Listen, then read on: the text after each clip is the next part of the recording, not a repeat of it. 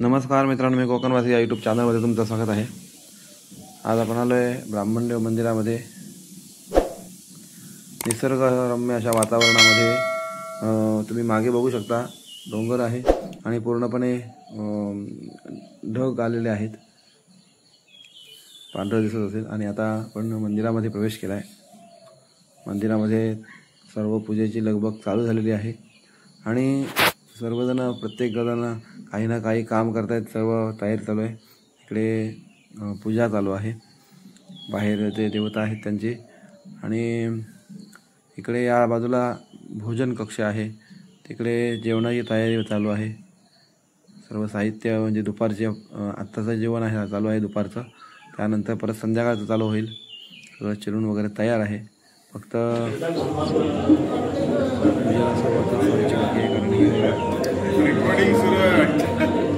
Recording नाही रे। सर्व वाट बघतायत ते ब्राह्मणदेव मंदिरामध्ये जो पकडचो खाव केलेलो हा मुंबईवरनं सुरू होतो। इतका आनंद उत्साह असतो, तुम्ही बघितल्यावर लक्षात येईल। हा भाग एक भाग दोन आणि तीन भागांमध्ये पहिला भाग असेल तो पूजेची सुरुवात आणि आरतीला सुरुवात झाल्यावरती थांबवणार आहे, आणि पुढचा भाग जो असेल तो भजनाचा असेल। भजनसुद्धा तुम्हाला दोन पार्टमध्ये आहे, आणि या पार्टमध्ये दाखवतो, गाभाऱ्यामध्ये दाखवतो, आतमध्ये पूजेची तयारी कशी झाली, पूजा झाली ती दाखवतो, आणि आपली सजावट दाखवतो तुम्हाला। म्हणजे सजावट चांगली केलेली आहे, पुढे आरसाही लावलेला आहे, त्याला बाहेरून बघता येईल। आणि सर्वजण हळूहळू मंदिराकडे दिसत आहेत भक्तगण, आणि या साईडला जेवण चालू आहे, हा नैवेद्य। याचा दुपारी नैवेद्य झाला, त्यानंतर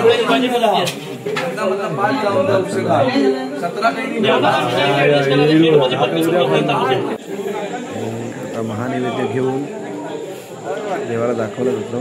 महानैवेद्य दाखवून झाला की त्यानंतर सत्यनारायण पूजेला सुरुवात होते। मला सर्व मी या ब्लॉगमध्ये दाखवण्याचा प्रयत्न करणार आहे की इथे एकोपा जो आहे वाडीमध्ये तो कसा असतो ते बघा। समय वगैरे भात वगैरे तयार करण्याची कामं चालू आहेत, आणि सर्वच लाईट वगैरे लावणे किंवा काही जे अन्य रात्री येणारे भक्तगण आहेत त्यांना उजेड व्हावा म्हणून, आणि हे आमचे वायरमन आहेत, त्यांचाही इथे सहभाग मोलाचा असतो। तर मंदिरामध्ये जी आता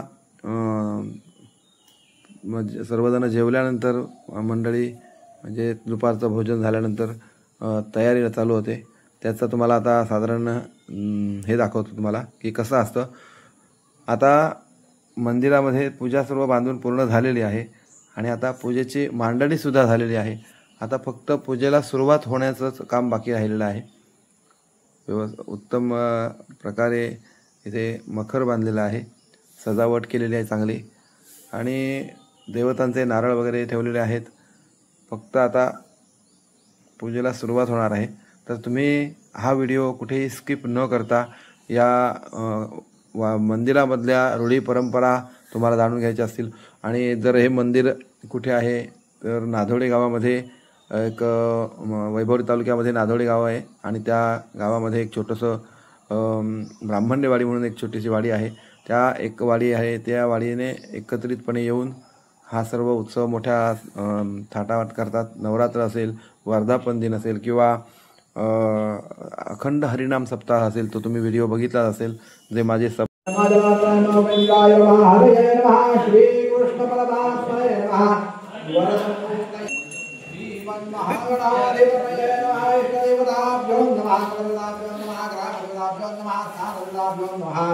वास्तुदेवताभ्यो नमः, दिव्यादिनवग्रन्थाभ्यो नमः, सर्वेभ्यो देवेभ्यो नमः, सर्वेभ्यो ब्राह्मणेभ्यो नमः, निर्विघ्नमस्तु।